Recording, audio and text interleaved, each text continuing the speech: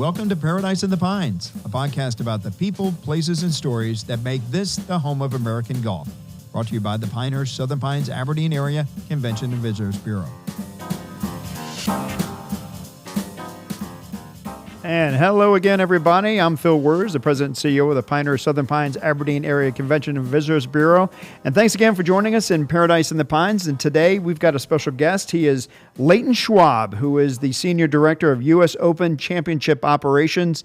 Leighton, I know you're super busy, 107 days as we record this from the 2024 U.S. Open, but thanks for joining us here at Paradise in the Pines. Yeah, thank you for having me. Pleasure to be here. You are a busy man, no doubt about it. Reg Jones, you, Eric Steimer, the whole crew, and a cast of probably thousands getting ready as we record this at the end of February, and it'll hit into March. We'll be, at that point, less than 100 days away. So we get a lot of questions at this point of the year, 100 days out from the U.S. Open. It's like, hey, when are we going to start seeing some stuff? So you guys are getting ready to really make it start happening. So what are we going to expect here as we get into March? Yeah, no question. Well, we are about 10 days actually away from starting construction. So we'll begin March 4th, next Monday. Next week, our tent and flooring company is kind of the first crew to come in. So they'll start bringing in supplies and equipment, and the first beam will be laid on Monday, March 4th. And we've been spending the last couple months really kind of preparing for it with getting the facility ready to go so that when they hit the ground, they can hit it running and start going. So we're excited. The people that don't know, if you're familiar with Maniac Hill, the driving range at the resort, there's a net up now. So if you remember, you're a resort guest, you hit into that net because that huge driving range. Talk about that area. What's going to be all out in Maniac Hill in that driving range between the resort or the learning center and the members clubhouse? Yeah, so that's actually one of the big changes from past championships. And the Maniac Hill is very central to the golf course, obviously right next to the 18th hole, right between kind of 18, 13 and the practice areas. Mm-hmm. And so we build a lot of our facilities there. We'll have a trophy club, which is about a 4,500 ticket space with upgraded food and beverage, restrooms, air conditioning for people to be able to get out of the elements a little bit. And then we have a satellite merchandise area that will be located there right in the middle.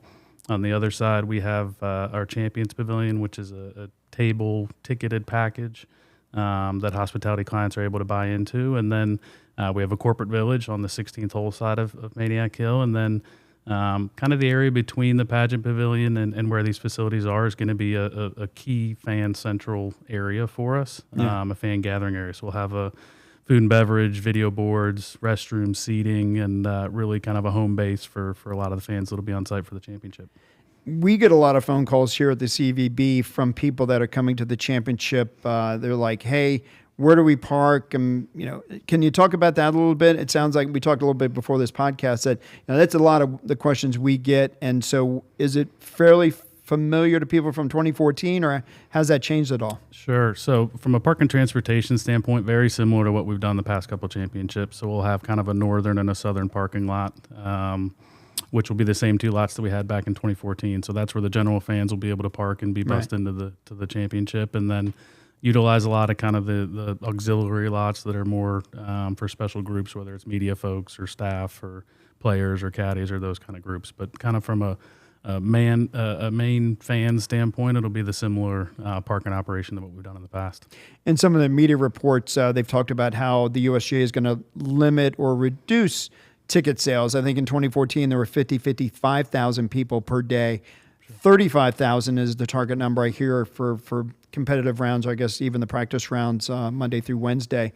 How does that impact? I mean, having fewer people there, fewer per se, I guess operations makes it a little bit easier, but what can people expect with that better fan experience? Yeah, I think you just hit it right there. The better fan experience is the driving force behind kind of limiting tickets a little bit more than what we've had in the past. And 2005 was our largest championship where we had 325,000 people come through the gates throughout that week. And to your point, we're looking more in the 250 to 275 range throughout the week, which is pretty similar to what we had in 1999. So, and the key reason we're doing that is the fan experience. We want to make sure that we're giving people good views of golf, to be able to walk around the property and watch golf, to make sure the amenities from restrooms, concessions, those kind of things, it's manageable. And so we are looking to reduce it a little bit, but if you look overall, even 250, 275,000 is is one of the larger championships that we'll host. Right. You look at the past couple of years, we were more in the 22 to 25,000 fans per day, and looking at around 35 to, as you said, for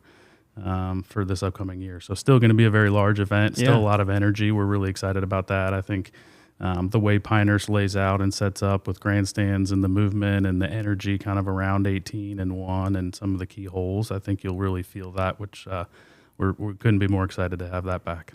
I'm sure every U.S. Open is a different animal. So, talk about the differences between, say, LACC last year and then up in Boston, the Country Club, versus, a small venue. I mean, LACC is more of a private club, but talk about, but a bigger market. Sure. Versus we're in the village of Pinehurst in such a quaint place, and you're going to put a lot of people into a small area. So talk about the challenges there, and then some of the, I guess, rewards or the benefits of having it here in Pinehurst. Yeah, sure. I think one of the unique parts about, the USGA and all of our championships is that we move around the country every year. We're at a different venue. And to your point, every venue has different positives and negatives or challenges, I guess. The last 4 years have been very difficult from a championship planning standpoint. We had COVID in 2020 and 2021, and both venues and championships, we were unsure what they were going to be. And, obviously 2020, there were no fans that were at our event up at Wingfoot. In 2021, when we were at Torrey Pines, they actually lifted the COVID restrictions in the middle of our championship. So we were able to have some fans, but it was a much smaller, unique championship. And then the last 2 years are just very different with 2022. We hadn't been to the Country Club in 30 plus years, and our championships changed, in 30 years so much that it might as well have been kind of a first time venue for us in a lot of what we do. So that was, a challenge, and thinking through getting our facilities and getting the number of fans in and out and how the community's grown was certainly a challenge for us. And then last year at LA, you said, right in the heart of LA, Wilshire Boulevard, splitting the two golf courses, made it incredibly difficult to kind of move around the venue. And, with each venue, there's, again, different challenges. From a park and transportation standpoint, LA, despite the roads and the normal day-to-day traffic, it was actually, we didn't have to shuttle people from general fans from parking lots. They were able to park across the street and walk. When we come to a place like Pinehurst and we get into a little bit more of a community, it's important to keep kind of the fan traffic out of the area to not congest the road, so park further away and bus them in. And so, that's one example of where things are totally different. But I think if you ask anyone on our team, Pinehurst is the best venue we go to from hosting a championship for a lot of different reasons, but a lot of it is kind of the infrastructure around Pinehurst. The park and transportation plan has worked so well. Just in the general support we get from the community, I think is unlike anything we see anywhere else. And you get to sleep in your own bed. Yeah, that's a little change too. Yeah. What has that been like with Golf House Pinehurst being here and some of your compatriots from Far Hills moving down here? I'm sure that was pretty well received. I mean, I'm not a cold weather person, but I would imagine if you gave me a choice, it's like, stay in Far Hills or move to Pinehurst, I'd be like, I think I'll move down south. Yeah, I think it's exciting. We've been in there for about 2 months now. I was actually one of the first ones who opened up our office over in the village of Pinehurst, right above the deli, back in 2006. And so we've had that office for a while.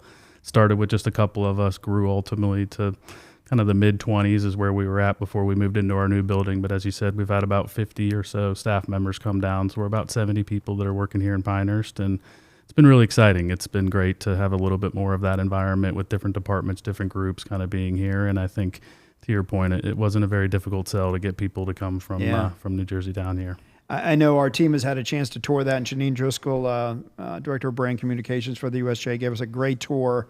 And this was early on into 2024, into January. So you guys had just started occupying the building. So there's still some pictures that need to be hung on the wall, some furniture, but you guys were occupying the building, which you had to do by the end of 2023. It's a beautiful, beautiful facility. And the testing center downstairs is phenomenal. I know they're working on the World Golf Hall of Fame and the Welcome Center. Hopefully that'll be on board around the U.S. Open. I know they're working on that timeline and are having some delays, but I mean, we're keeping our fingers crossed. But it's going to be an absolute tremendous addition. And so we were talking about having this at Pinehurst, and just so people know, this is not Leighton's first rodeo. He's talked about the recent U.S. Opens, but he joined the USGA in 2006. So you were at Torrey Pines, you've been to Pebble Beach, you You've been to obviously Pinehurst Resort. You've been to a number of U.S. Open venues. Yep. When you go to places like LACC and the Country Club where you haven't been ever, is it just like, where do we begin? And then when you go to places like Pebble Beach and Torrey Pines, where it's kind of like you just break out the book and go, okay, this is what we did last time. It's pretty much this is what we need to do. Yeah, no, I think you're exactly right. I think when we come back to a place, Pinehurst is one. My first event was 2005 and was involved in 14 as well.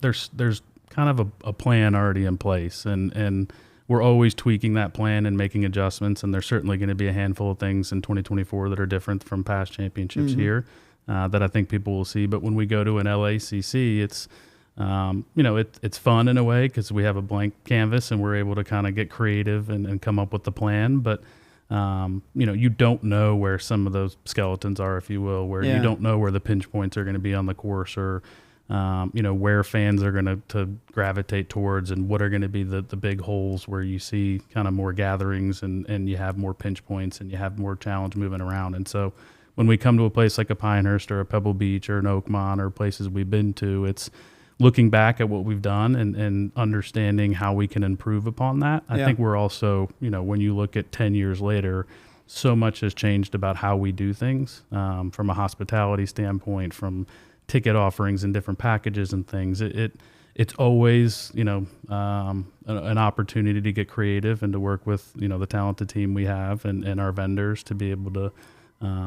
put on the best performance we can and allow the fans to have the best experience. You touched on it a bit, but specifically, because we haven't had the U.S. Open here in 10 years since 2014, what has changed? I mean, you do kind of have the blueprint for Pinehurst, but what would be some things that are different technologically or different from an infrastructure standpoint? Talking about maybe some specifics as to what, if you were here 10 years ago, what may be somewhat different. Yeah, no question. I think one of the first ones you brought up, technology. We, back in 2014, it was the last year the U.S. Open didn't allow cell phones into the championship, and so general fans weren't able to bring cell phones in and use them to kind of connect and stay connected throughout the day. And I think, now we rely a lot on cell phones and technology. It's all digital ticketing, so everyone's tickets will run through the USGA app. There's within the app, there's maps to be able to navigate around the course. That's where you're getting your tee sheet information. That's where you're finding out scores and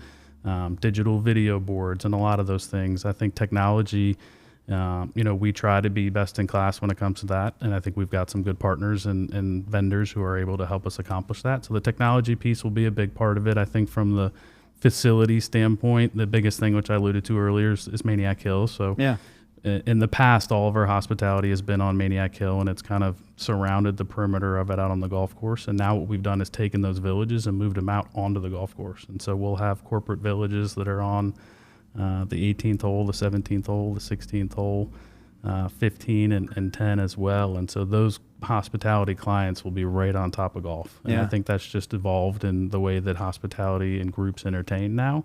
It used to be more of kind of keep people in their space and less focused on kind of the competition. And I think now, there's that desire to have the premium view and to see and be on top of golf. And so that's certainly a big part. I think one thing that'll be we're extremely excited about unveiling is the 1895 Club. So, I was going to mention that, Yeah, so it's the setup on 18 will look very similar in a lot of ways, but what we've done is we've actually built within the grandstand on the left-hand side a hospitality space, which is our highest end offering that we'll be having. And it's not only, the facility itself and being able to look right out onto the 18th green and be in the center of all that action, but the experience from the very beginning with valet parking to shuttling up there to, high-end food and beverage offerings, those kind of things. It's almost like your kind of answer to Berkman's Place, maybe. Yeah. To a certain extent. Yep. Yeah. It's going to be, again, which is at the Masters, by the way. It's a very high-end food, beverage, awesome venue.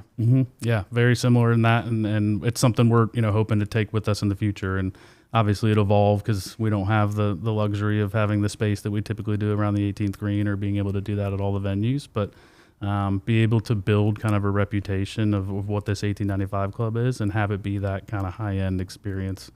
I've seen pictures from 2014. I wasn't here at that time. and wasn't able to attend. I was not living in this part of the country.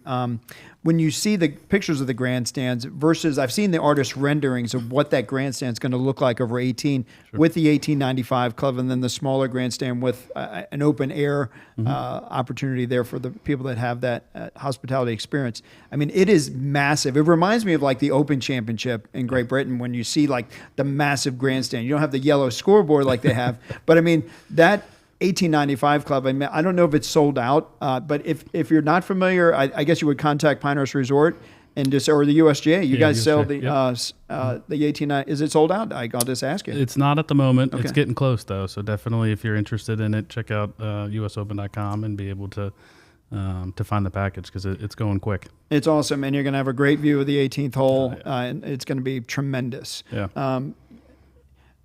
Do you get excited? I mean, it seems like, you've done this for so many years. Do you get excited? Do you get a chance to even enjoy the championship? Or is it just like once you get to the first ball struck, you're just kind of checking to see where the pain points are, and it's a daily kind of, okay, what's going to go wrong?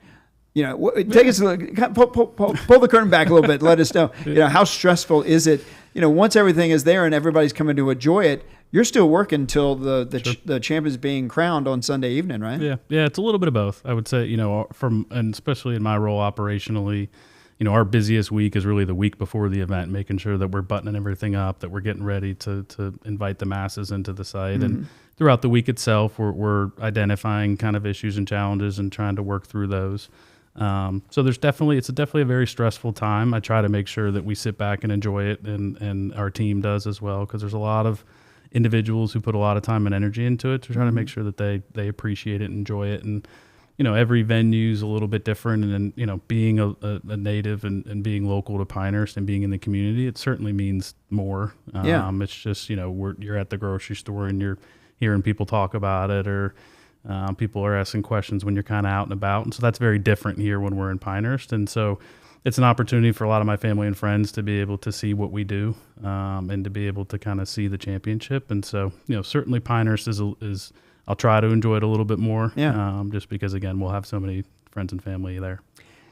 You're just talking about being in the grocery store, things like that. And, having been to the other championship venues that people recognize, or even the new ones in recent years, and you're out in the community when you're getting ready for US Open, it seems like this community, I'm a homer. I'm a total homer. And it seems like people really take pride in hosting a U.S. Open championship in Pinehurst. Do you get that sense from the community when you're out and about versus where you're in L.A. or in Boston or whatever? Yeah, it's different here. The community is smaller, and the excitement and the support we get from everyone with the village and the county and all the way to the state levels is, we don't see that other places to that extent. And I think when you're in an LA, the U.S. Open's a big deal, but it's a little bit of a blip. They're worried on the about radar. Taylor Swift. Yeah, exactly. Yeah. They're worried about the Super Bowl or right. the Taylor Swift concert or one of those things. So I think when we're here, it's just different, and the energy and the excitement that we feel. And again, it's being in the grocery store or being at a restaurant, hearing people talk about it and ask questions. You genuinely feel like people are excited about it and passionate about it and are looking forward to it. And that makes it just that much more special for us, knowing that, there's so much support and energy behind making sure that this is the best. And it's not only the best championship from a USGA standpoint, but that it puts that, the spotlight on the community for that week, leading up to and after. And I think that everyone realizes that's a big deal. And I think everyone is proud of this community that's here. And I think that just, it's different than when you go to some of these bigger cities in LA or Boston or New York or some of those. Well, economically, it is a huge deal because the USGA has said it's about a $200 million economic impact, not just to our area, but the region, and not just US Open Week. These are the residual impacts economically when people see that championship, go, man, I need to go play Pinehurst number 2. And the months after that, people are going to come here and play number 2, or find out about Southern Pines Golf Club, or go, wow, Tobacco Road's a great golf course too. And all these 38 golf courses we have here as truly the home of American golf that we are. I think some people too, when they hear, when you guys moved here in Pinehurst, it's funny because I don't kid, but I tell Tom Pasha, it's like, you guys always take pride in being the first to be doing something, setting the tone, setting some sort of first when it comes to the game of golf, or spreading the game. Yeah. So when it was named the first anchor site for the U.S. Open, that was tremendous. There was a lot of pride with that. Now we have U.S. Opens in 2029, dual U.S. Opens, by the way, in 29, and 35, 41, and 47. But what does anchor site actually mean? When you hear that, and I get asked that question, what does anchor site really mean? And I just say, well, we're going to host U.S. Opens from now to 2047 every 5 or 6 years. Sure. But there's got a much more deeper meaning than that. Yeah, no question. I think, from a work perspective, and certainly what I do, the anchor site, it's a game changer in a lot of different ways. And I think that, alluded to earlier, the U.S. Open moves every single year. Mm-hmm. We always knew we were coming back to Pinehurst. We didn't know when. But this kind of cements it. We know you read off the dates: 24, 29, 35, 41, 47. I've got them committed to memory. Yeah. We know we're coming back, and that allows us to think differently. And I think when you look at a lot of the other PGA Tour events or yearly events that are at the same venue every year, they're able to kind of invest in the property. They're able to fine-tune plans and improve every single time. And I think this is the first opportunity from the USGA's perspective, working with Pinehurst, that we're able to invest in that property and set us up for success long term. What does that mean, investing in the property? And I think there was a recent article in the Pilot that talked about some of the infrastructure changes that are being made. And in fact, a friend of mine that works for Our State Magazine said, they're paving number 2. And I'm like, no, they're not. They're just making some access areas to make it a little bit easier for you guys to do what you need to do to host a U.S. Open. So talk about some of those investments and projects that will take part as being an anchor site. Sure. And a lot of it's underway, and it's coming to a finish right now. And to your point about putting up the net on Maniac Hill, the reason we did that is for some of these infrastructure projects that are happening right now before we begin construction. And probably the 3 key areas that we're really investing in it from a USGA perspective is with power. So we're working with Duke Energy and local electricians and groups in the area to bring permanent power out onto the golf course. And so we've got we just completed it last week, where we've got 7 transformer locations that are out on property, 4 of them on Maniac Hill, and 1 in our kind of main gate, Fan Central area where the merchandise pavilion is, and then 2 at separate villages. And, we put in this permanent power so that when we come back in 29, we can plug back in. And what that does is it reduces facility footprint. We don't need as many generators. That helps with sustainability. We're not burning quite as much fuel as we would typically have with the generators. It's more reliable, obviously having shore power versus generated power. So it's a cost savings too. A cost savings. And the way we've looked at it, it's a significant investment over the next couple months that we'll continue to do. But we've run the numbers, and really after the 2029 championship, we expect to recoup all that investment. And then again, it sets us up for the future. And so, that's been a big one. We've put in a lot of water lines underground as well. And so typically it's more of a temporary fix where we're running water to kind of kitchen areas and restrooms and some of those things. And we know we're going to have facilities on Maniac Hill for the foreseeable future. And so we've run water there to be able to adequately, bring water pressure to the kitchen areas and things like that. And the last one you mentioned, roadways, is another thing we've done. And so we've taken existing paths and paved them to help us kind of with movement throughout the property. And typically it's more of a temporary installation, or we'll use plastic matting or gravel or something like that. And we've gone through and paved them and widened them, which helps Pinehurst day to day from like their maintenance team kind of getting around the property. It helps certainly from a construction standpoint when our vehicles start coming to be able to access the grounds efficiently. And it's also opened up a couple different areas where we previously haven't had the ability to put facilities. We now do. And so those are kind of 3 key areas that we've been focusing on over the last probably 18 months. And really those projects are kind of all coming to a completion right now. I would imagine, just jumping forward to 2029, where we've got the dual U.S. Opens again, another first that Pinehurst had in 2014 to host the dual U.S. Opens, and to do it again in 29 is tremendous. I guess that helps with all that infrastructure being built. That's going to help, especially because there's so much stress on 1 week. To do it in 2 weeks in a row, to have all that's going to be a big help in 29. Yeah, no question. It's, again, we're thinking about this long term. We're being strategic about it. We're not running power everywhere because things may evolve and change, but we know that there's certain things that are going to be in play for all championships that we bring here, and let's leverage that. And so Pinehurst Resort has been a tremendous partner with it, working hand in hand with them to make sure that these are things that are good for them day to day, good for them long term. That'll help both of us as we move forward. So it's been a great partnership in that regard. you can certainly attest that you cannot pull off a major championship like a U.S. Open without hundreds, if not thousands, of volunteers. Yep. Talk about how many volunteers are going to assist with this U.S. Open. Do you need more? And what are going to be their general responsibilities? Yeah, so I think we have about 4,000 volunteers. We've been on a wait list for about 8 months already, so it filled up pretty quickly. We've got all 50 states represented, 6 different countries that are a part of it as well. And I guess going back to a little bit and tying it into your anchor site comment, I think when we look at a volunteer base, or we look at the community in the village of Pinehurst, or we look at the CVB, or we look at the state of North Carolina, there's so much history and support, and there's a knowledgeable group, and our volunteers are incredibly knowledgeable here. It's as experienced of a volunteer group as we go to anywhere in the country, and it's hard to put into words how impactful that is. We're not educating them on what the championship is, what the USGA does, how the event works, what are the hours, what to expect. When we go to LA, it's brand new for most of the people there. Yeah.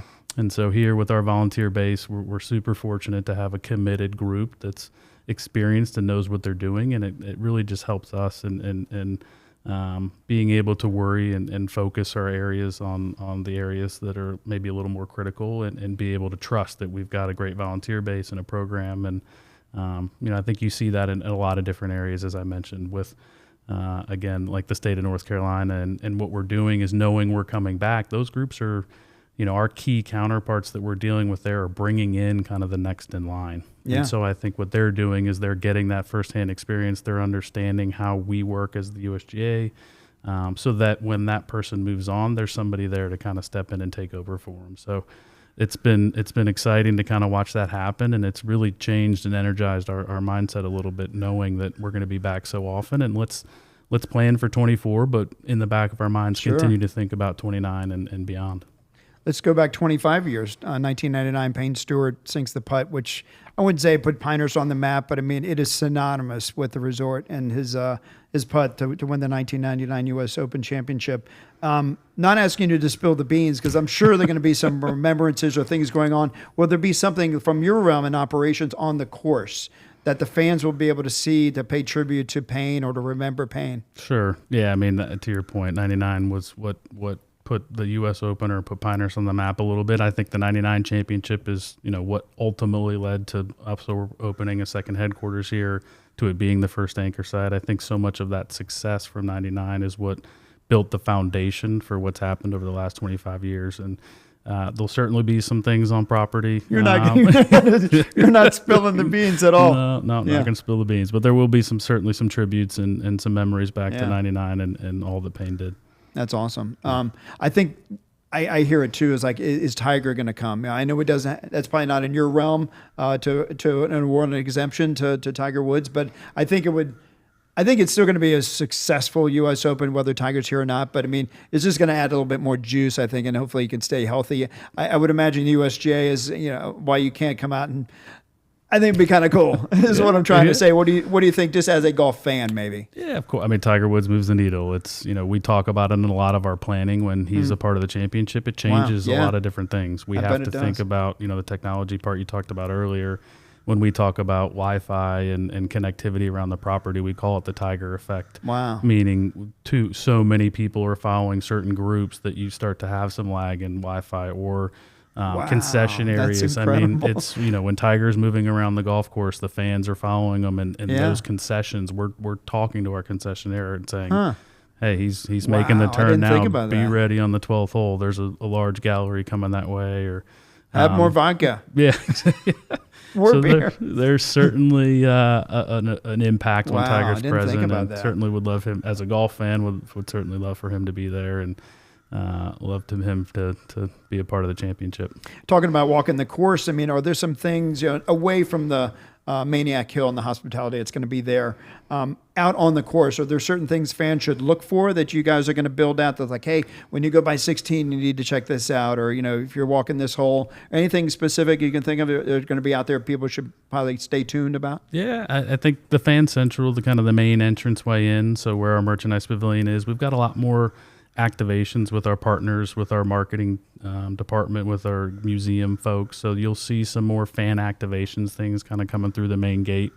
So certainly look for those and get a club in your hand and swing simulators and putting greens and those kind of things to be able to do. And kind of as you venture around the course, over by, we call it the food court area, which is really over by 8, 9, and 15. There'll be some video boards and some seating and some subcontractor food groups. So we try to bring in a lot of local, subcontractors to be able to provide food and beverage experience, and whether that's with the state or certainly down to the community level, try to integrate those things in. So, certainly stop by there. The 2nd and 7th hole will be a big area as well, where we've got an Amex card member club. So if you have an Amex credit card, you can get into there, and it's a little bit of a unique experience. And then a big food court in there with video board and some of that stuff. So that'll certainly be another big area. Main thing is just to go to USGA.org and buy your tickets. Yeah, they're going quick. They're going quick. 35,000 people per day, 250,000 people for the week. It's going to be an epic, tremendous event, hopefully a historic one, and hopefully a memorable champion. I know I won't name him, but he was on this podcast. You can go back and look. But he said hopefully it was a more memorable champion, because we have one in Payne, and there's nothing wrong with Michael Campbell or Martin Keimer, great, tremendous, and they're U.S. Open champions. Sure. But, I mean, a Ricky Fowler or, somebody like that, Jordan Spieth, would be tremendously popular, wildly successful. It's going to be successful anyway. Yeah. Man, we appreciate everything you do for the USGA, for Pinehurst, for this championship. It is going to be tremendous. I cannot wait. I know you can wait 107 days because you need the time, and you haven't even started building the complex. But, man, it's going to be outstanding. It's going to look great on global television. And, man, Leighton, I know you're super busy, but we really appreciate your time and your team's time to take all the efforts needed to make this a very successful U.S. Open. Yeah, well, thanks for having us. We appreciate it, and we're looking forward to it. Well, cool. Again, thanks to Leighton Schwob, who's the Senior Director of the U.S. Open Championship Operations. Again, this has been Paradise in the Pines. If you want to learn more about tourism, go to our website, new website, homeofgolf.com. If you want to watch our videos, including these podcasts, go to our YouTube channel, which is Home of American Golf. And if you like this podcast, download, search for Paradise in the Pines, wherever you get your podcatcher, download it, listen to it, share it with your friends. For Phil Wurz, this is Leighton Schwob. I'm Phil Wurz. I knew I would do that one day. This has been Paradise in the Pines, and we'll see you next time.